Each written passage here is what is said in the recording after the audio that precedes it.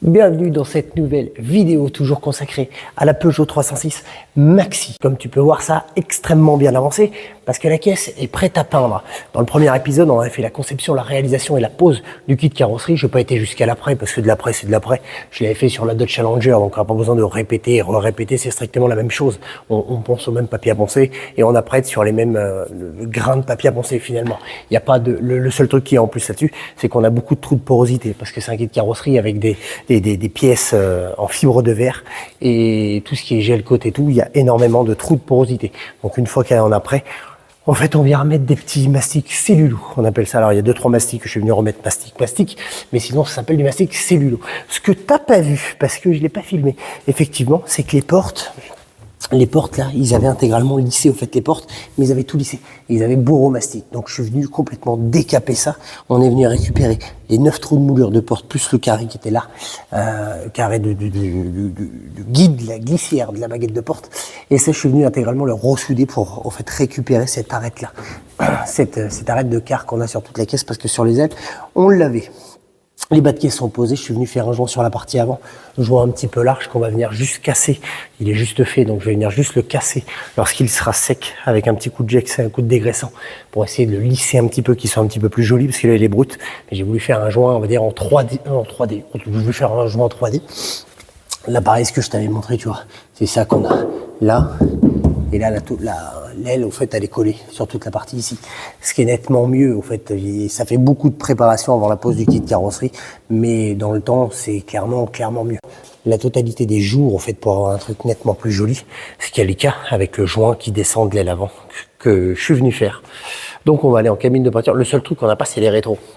Ah si, je suis venu réaliser cette prise d'air intégralement en tôle. Je suis venu faire la prise d'air. Alors sur un short, je l'ai filmé, je l'ai montré. Mais c'est vrai que sur la vidéo YouTube, je l'ai pas fait. Donc je suis venu au fait créer ça à partir de rien. Elle est en tôle, elle est pas en fibre de verre, rien, parce que c'est le genre de truc, ça me plaît pas en fait. C'est du collage lorsque c'est en fibre ou en plastique, ça me plaît pas du tout. Je vais mettre un filet de double face partout sur tout le tour pour avoir une légère petite surépaisseur pour avoir un truc un petit peu plus joli. Bien que ça reste une caisse de piste, hein, les gars, mais je veux absolument que dans les grandes lignes, cette caisse soit quasiment parfaite. Même si, encore une fois, je le répète, ça reste une caisse de piste. Alors, c'est pas une caisse qui, on va pas tomber des chronos, mais on va s'amuser et c'est ce qui compte. On n'est pas là pour sortir 8 ou 900 chevaux. Le but, c'est juste de se faire kiffer. Et je pense que ça va être pas mal. Allez, on charge ça et on prend la route en direction de la cabine de peinture. Bon les gars, on vient de changer de décor, on est arrivé au garage. Je t'ai passé le petit trajet entre deux averses où c'était où t'étais complètement incertain, sans vitre, sans rien, c'était un petit peu voilà. Puis une caisse poncée, c'est toujours chiant lorsqu'elle prend la flotte avec les, c'est toujours la merde. Donc entre 2-3 averses, ça l'a fait plutôt pas trop mal. Donc on arrive au garage. Tu vois, j'ai déjà mis sur chandelle parce que je suis venu faire mes Blackson en fait sur la partie des passages de roue arrière que j'avais pas fait chez moi. Donc je suis venu faire en fait les Blackson des bas de caisse. Là, tu arrives à voir globalement la délimitation noire. Et pareil dans les passages de roues. Je suis venu retirer les roues arrière et faire un Blackson sur la partie des passages de roues arrière et la partie haute de la jupe arrière. Comme ça, on va pouvoir mettre ça en peinture et on mettra un coup de noir après. Parce qu'en fait, la baie de peinture, ça va clairement voler. Mais moi, je le fais comme ça. Après, il y en a qui auraient fait les Blackson uniquement après peinture. En fait, globalement, c'est que je veux que les Blackson, les anti-gravillons sur la partie basse du bas de caisse, je veux qu'elle soit peinte et je veux pas qu'on reste avec cette ligne là, ce qui donne l'impression que le bas de caisse descend pas aussi bas. Donc moi je le fais avant, donc je suis venu le faire partout avant, mais les passages de roue on mettra un coup de noir en fait pour que ça soit noir, parce que des passages de roue blancs comme sur n'importe quelle caisse en fait, lorsque les passages de roue, les fourgons sont comme ça de plus en plus maintenant, il faut les passages de roue noirs parce que je trouvais ça ignoble. Dernier Ducato et tout, les passages de roue, enfin bref, on s'écarte du sujet, mais c'était pour dire, moi j'aime pas quand c'est couleur caisse, j'aime bien lorsqu'un passage de roue est noir, lorsque tu as un garde-boue, la plupart des voitures ont des garde-boue, mais elle, elle en a pas derrière, devant elle va en avoir, mais derrière elle en a pas. Donc je suis venu blacksonner toute la partie arrière du passage de roue et encore une fois on mettra un coup de noir parce que la buée de peinture va voler partout. Dans les grandes lignes, ce qu'il nous reste à faire avant de la peindre, percer les petits trous là, tu vois, d'attache capot. Ça c'est pas percé, il reste la prise d'air de toit que j'ai pas poncé. J'ai laissé tout le long de la route. On a fait un essai avec le ballon, voir si ça marchait. Ça apporte de l'air comme voilà. Ni plus ni moins, ça reste une petite prise d'air. On va redéposer les deux portes, on va foutre les portes sur support. Qu'est-ce qu'on a fait d'autre? J'ai rien fait d'autre beaucoup depuis qu'on est parti de l'atelier. Voilà, On va rentrer ça en cabine, on va cacher et on va se mettre ça en couleur. Alors en couleur, t'attends pas un truc démoniaque encore une fois. Nous on l'a fait blanc et par-dessus il y aura un covering plus tard. Le temps que la base, la teinte soit complètement sèche, il faut quand même un certain temps. Et on privilégie de faire les trains roulants avant de faire la déco. Donc elle va pas être en déco tout de suite. Pour l'instant elle va rester blanche avec ses jantes en 18, le temps que les trains roulants soient faits. T'as compris, c'est du temps, c'est de l'argent, c'est des finances. Et Rome, c'est pas fait en 18 heures si je ne m'amuse. Allez, on va bosser un petit peu parce que là, quand tu fais ça, t'avances strictement à rien du tout.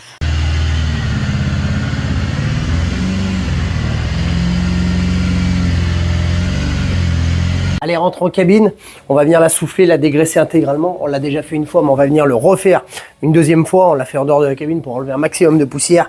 Je suis venu casser mes Blackson dessous avec les joints sur les côtés. Et on est revenu remettre un Blackson en bombe parce que je le trouve plus lisse et plus joli. Donc on est venu le faire en 2 fois. Mais voilà. Là, on va la passer en après mouillé sur mouillé et après on va la mettre en peinture blanche. Alors c'est un brillant direct et c'est pas moi qui l'a peint. Bon, du coup là, tu vois, il est en train de la dégraisser. On la dégraisse avec 2 chiffons. T'as un chiffon en fait qui applique le dégraissant et un deuxième qui sèche l'application du dégraissant. C'est con, c'est simple, mais c'est comme ça. Et ensuite, au moment où il va revenir avec un pistolet, on a les tampons d'essuyage qui permet d'enlever la comment on dit déjà, tu sais quand ça attire là le statique. Merci Luc. Et après on passe un coup de chiffon pour enlever le statique de l'automobile. Et c'est lui qui va la peindre parce que c'est lui le peintre. Et voilà, donc je vais pas rentrer en cabine avec lui. Pour l'instant, j'en profite pour le faire un petit peu chier, tu vois, parce que je peux rentrer en cabine, hein.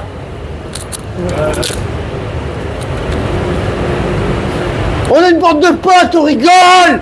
On rigole. Oh, arrête, elle était sympa à poncer cette voiture.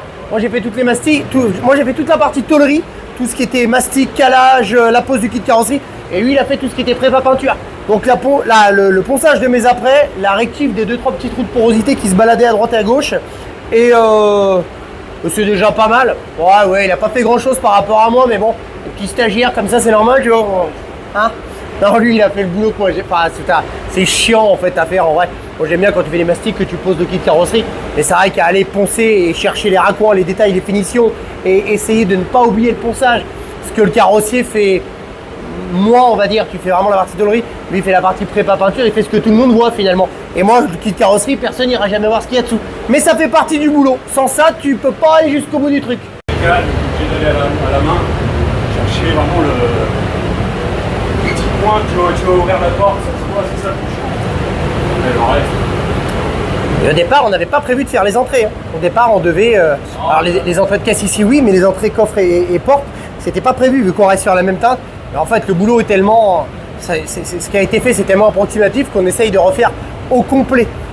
On essaye, hein, parce que ça reste une voiture de piste et franchement, on va pas dans le détail. C'est pas un chocard, on la présente pas à Bodensi dans 15 jours. Voilà, il est en train de souffler avec les tampons d'essuyage partout. Une fois qu'on l'a dégraissé et essuyé le dégraissant, il passe au tampon d'essuyage partout. Ça permet d'enlever les 2-3 dernières poussières et d'enlever le côté électrostatique avant de venir peindre.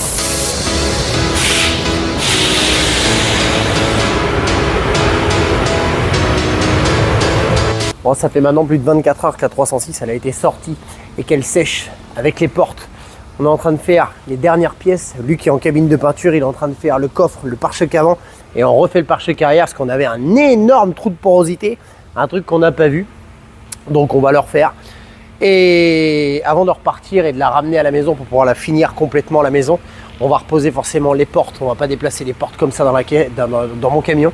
Donc on va reposer les portes avant, on va reposer le capot, le coffre et le pare-choc arrière. Quand ça sera sorti de cabine, on va se nettoyer tous les joints. On va passer un coup d'aspirateur parce qu'elle a pris un petit peu la poussière. Elle est quand même sacrément dégueulasse. Il n'y a que le pare-choc avant qu'on ne va pas remonter. Pour la monter sur le plateau, et je serai capable de l'enculer. On va juste faire un tour rapidement, voir ce qu'il fait en cabine. Parce que nous ici on travaille, mais lui on va voir ce qu'il fait. On fait les pièces, pare-choc avant, pare-choc arrière, la calandre, les poignées de porte parce qu'on a vu qu'elles étaient peintes, donc on les laisse pas noires, et le coffre. 4 jours intensifs, 4 jours avec Luc et Lorenzo, 4 jours où tu sais, t'arrives à un moment où tu te supportes plus. Et je pense que surtout Luc, je pense qu'on arrive à un moment où tu peux plus voir ma gueule. Et c'est normal, tu vois, on est potes, mais quand t'es trop là, on est même amis, mais lorsque t'es trop les uns avec les autres, sur des chantiers comme ça, on se tourne autour, on marche sur les pieds de l'autre, et ça devient chiant. Donc, au prochain projet, ma gueule, quand tu verras cette vidéo, j'ai quand même hâte qu'on en refasse encore un, comme ma soupe qui va arriver, comme d'autres. Voilà, c'était la petite parenthèse. La 306 dans les grandes lignes, ça va plutôt pas mal. Alors il y a des trucs qui vont jamais forcément. On a refait le pare-choc arrière 2 fois pour une connerie. On a refait la prise d'air de toit 2 fois de par ma faute, parce que je suis venu la poser à blanc 2 fois. Je crois que j'ai essayé à blanc 2 fois. Et tu sais, je suis venu la visser, tout ça, c'est bon, pas de problème, ça marche, ça fonctionne. Et et en fait, lorsque tu la montes définitivement, tu serres vraiment les vis, tu vois, tu bloques, tu serres les vis pour pas que ça desserre, pour pas que ça bouge. Et comme un gros naze, il y a 2 vis sur 6, les vis sont trop longues, mais il manque pas beaucoup, tu vois, mais trop longues, en fait, t'es à 2 pour la poser, mais au moment où tu serres, t'es tout seul, tu vois, l'autre a autre chose à faire, et au moment où tu sors, tu te dis, putain, mais il y a 2 vis qui sont trop longues. Quand je dis trop longues, c'est trop long, vraiment, tu vois, il y a un 1000, mais un 1000, en fait, on a un picot dans la tôle. Et donc, ça fait chier, donc on recommence. Et problème, on a reçu les joints de vitre arrière.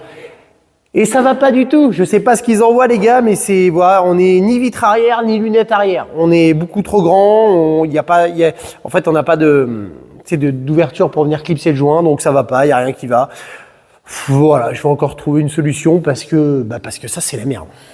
Je suis venu remonter quand même une énorme partie de la voiture parce qu'autant Luc était là pour la peindre parce que c'est un poteau, parce que c'est son métier, parce que c'est normal. C'était un projet qu'on a fait ensemble. Mais en ce qui concerne le remontage, Luc, non, il est pas là. Tu vois, il est les absents quand t'es où? Bon lui il est pas là. Donc là, moi je vais venir finir de remonter la 306. Il y a des choses qui vont pas. Il y a forcément des choses qui vont pas. C'est qu'on a été récupérer les jantes. Et est-ce que j'avais un énorme problème et un énorme doute, c'est qu'au moment de braquer, c'est que les 18 à touche. Alors, c'est pas énorme parce que les pieds de caisse avaient déjà été modifiés, mais ça touche. Et si tu veux, alors je vais t'expliquer, c'est-à-dire que déjà des grosses jantes, en fait, lorsque tu mets des grosses jantes, on va dire sur l'Evo, tu vois, lorsque tu mets des grosses jantes en 18 et que tu viens, en fait, si déjà alors j'essaye de t'expliquer, si déjà tu vois, en fait, si déjà ta jante, sans élargisseur, en imaginant que ton 18 se retrouve en position d'origine, sans l'extension d'aile, tu vois, sans élargir cette partie-là. C'est-à-dire que, en fait, ta roue, tu vois ce que je veux dire, elle pivote comme ça. Mais plus t'es large, en fait, plus tu vas élargir ta voie, et ta roue, elle va pas pivoter comme ça, mais comme ça. En exagérant, mais si tu vois ce que je veux dire. Ce qui veut dire que plus t'es large, peu importe la taille de la jante finalement, plus t'es large, plus ta roue va aller chercher là-bas ton pied de caisse et là ton passage de roue. Finalement, au lieu de pivoter sur son axe d'elle-même, elle pivote, on va dire comme ça, vu que tu es plus large. Je sais pas si je me suis bien fait comprendre, mais globalement sur la 306, en fait c'est le problème qu'on a. C'est-à-dire qu'avec les jantes qu'elle avait avant, et cette caisse a déjà été montée avec des jantes plus grosses, en fait ça passait. Finalement ça passait, les jantes on les a réceptionnées un peu tard, et il faudrait pas, franchement faudrait pas faire ça, attaquer un kit de carrosserie avec la pose d'un kit de carrosserie maxi ou autre chose, sans la totalité des pièces pour pouvoir faire des montages à blanc. Donc là tu vois on a reçu des jantes et pneus, et forcément vu que ça reste une caisse de piste, on n'est pas dans du flanc taille basse avec un truc, faut forcément que ça soit joli, tu vois, c'est du 235-40-18 sur du Michelin Pilosport. On met quand même un petit peu de qualité, faut quand même que ça tienne un peu la route et que ça soit légal sur la route. Mais ça, on dirait, on n'en parlera pas plus, tu vois, on aurait pu mettre du semi-slick ou quoi, mais voilà, ça reste des pneus plus homologués route que ce qu'il y avait avant. Et là, tu vois, c'est vraiment le problème qu'on a. C'est qu'au moment de braquer sur la partie avant, en fait, avec le kit maxi est quand même très très balèze. Et en fait, on se retrouve avec une roue qui se déporte. Et lorsqu'on vient braquer, en fait, on vient... je vais pas dire lécher, je te mentirais. Je te mentirais complètement. On vient pas, en fait, lécher ni le pied de caisse, ni la partie du support du pare-choc avant. Et encore la partie du support du pare-choc avant, on s'en fout, pour virer à leur tour. Parce que avec la nouvelle fixation que j'ai fait, ça gêne pas du tout. Donc, on va, en fait, remodifier légèrement le pied de caisse dans ce que je peux faire, parce que les ailes et tout, le kit de carrosserie est posé.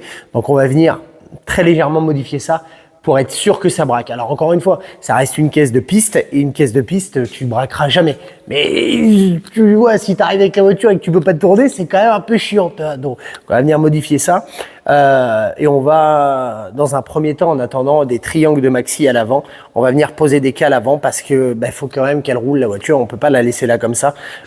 Faut qu'elle soit présentable, faut qu'elle soit roulante. Et si tu veux, c'est un projet qui va évoluer. C'est voilà. Moi, je suis venu la mettre en peinture, comme je t'ai dit. Elle est blanche, au fait, pour avoir un fond, pour une déco. Elle va avoir une déco, une grosse déco en covering. Donc, en fait, ça va être au fur et à mesure du temps. Il va y avoir la déco, il va y avoir les trains avant de la Maxi, donc les triangles refabrication sur mesure. Il va y avoir une modification du train arrière. Enfin, voilà. C'est une voiture qui va quand même évoluer au fur et à mesure du temps. Mais, faut quand même finir un truc quand même, tu vois. Je peux pas te présenter une vidéo sur un an, c'est pas possible. Donc, on la refilmera lorsqu'elle sera totalement terminée en covering et tout. Ça sera pas tout de suite, ça sera, dans plus longtemps. Je peux pas te dire quand, mais nous, on va quand même se finir ça sur un blanc sur blanc avec un petit truc sympa. Bon les amis, c'est la fin de cette vidéo et tu vois la 306 est quasiment, globalement et partiellement terminée. Il reste encore beaucoup de travail sur les trains roulants parce que forcément il va falloir venir élargir. Pour l'instant on n'a que des cales sur les roues avant et sur les roues arrière. Il reste les panneaux de porte, mais bon, ça t'en a complètement rien à foutre. C'est pour un détail de rétro, en fait. Donc, il reste les panneaux de porte qu'on va pas remonter parce qu'on n'a toujours pas les bons rétros. Tu vois, je suis venu remettre les rétros d'origine parce que les petits rétros au but, en fait, il y avait de l'épaisseur sur de l'épaisseur sur de l'épaisseur. Enfin bref, on n'allait pas les repeindre parce qu'on les remet pas. Ils étaient complètement dégueulasses pour essayer d'avoir un truc au global fini, le temps d'avoir les bons rétros, en fait. Donc, ils sont en route, ils vont pas tarder à arriver, mais pour l'instant, on les a pas. Donc, il reste les panneaux de porte à remonter. Il reste les trains, surtout les trains avant à élargir, parce que les trains arrière avec les cales qu'il y a déjà dessus, au fait, c'est pas déconnant, mais alors l'avant, ça va pas du tout. Donc les trains avant, il va falloir modifier les triangles, en fait, les triangles de la Maxi, en fait, sont plus larges et modifie l'empattement de la caisse. Parce que lorsqu'on tourne les roues avec le pied de caisse, on est très juste, mais ça on le savait, donc c'est pas très grave. C'est juste pénalisant le temps d'avoir les triangles et tout, parce que déjà je peux pas te finir la vidéo complète et te dire tiens, t'as vu, elle est magnifique, elle est superbe, elle est top, on va faire un tour. Non, malheureusement on peut pas, ça marchera pas. Et vu que beaucoup me disent mais t'as pas publié la fin de la vidéo, je te la publie. Pour ceux qui se posaient la question, qu'est-ce qui se cache sous le capot? Alors j'en profite en même temps. Sous le capot, forcément, tu as un TCT, moteur turbo, PSA. Tout le monde connaît parce que c'est un swap qui est on va dire d'un standard sur Peugeot 306, 205 et tout un tas de choses. C'est pour ça qu'il y avait un échangeur frontal et que certains m'ont dit mais tiens, on voit un frontal, est-ce que ça serait pas un 16S turbo? Non, c'est pas un 16S turbo. Ça serait merveilleux, mais non, ça reste un TCT. Donc dans les grandes lignes, on va reprendre. Pare-choc avant, énorme modification parce qu'il n'y a rien calé, les fixations n'allaient pas.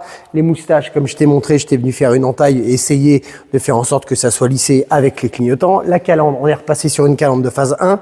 Les ailes avant, on a retravaillé les jours en fait avec la porte.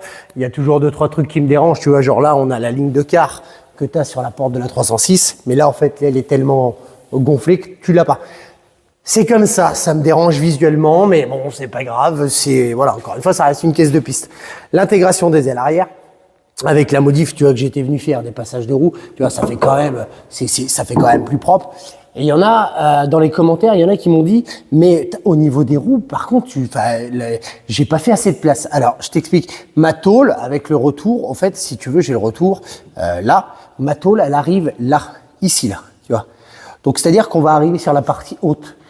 Là, globalement, on est à peu près à sa hauteur définitive parce qu'on va la redescendre un tout petit peu, vraiment un tout petit peu. Il y a quand même une marge, allez, peut-être de 14 cm de débattement. Je pense que ça suffit largement. C'était franchement pour te répondre, je pense que ça suffit largement. Les feux arrière, je suis venu les dépolir, les revernir et refaire la partie noire. Le coffre, on l'a changé, on a remis un coffre tôle qu'il n'y avait pas. Le pare-choc arrière, je suis venu créer les fixations.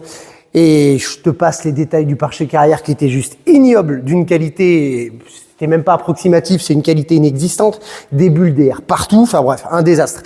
Ça reste un kit polyester, je vais dire à bas prix, ça a quand même un certain coût, hein, mais ça reste un kit carrosserie polyester pour une caisse de piste ou de rallye, mais de rallye c'est que t'as pas le droit d'aller élargir les roues, enfin, dans les catégories, les passages de roues, il y a des trucs qui vont pas, donc nous on s'en fout, c'est pas une caisse, on la remet pas sur rallye, on refait pas de saison de rallye, ça reste une vraie caisse plaisir et ça va devenir une caisse de piste. Voilà, le but c'est de se faire plaisir, c'est un vrai jouet. La prise d'air de toit que je suis venu créer intégralement, tu vois, c'est de la tôle, ça tient, ça bougera pas et au moins ça s'aligne parfaitement avec le toit et elle est vraie, elle est pas fausse.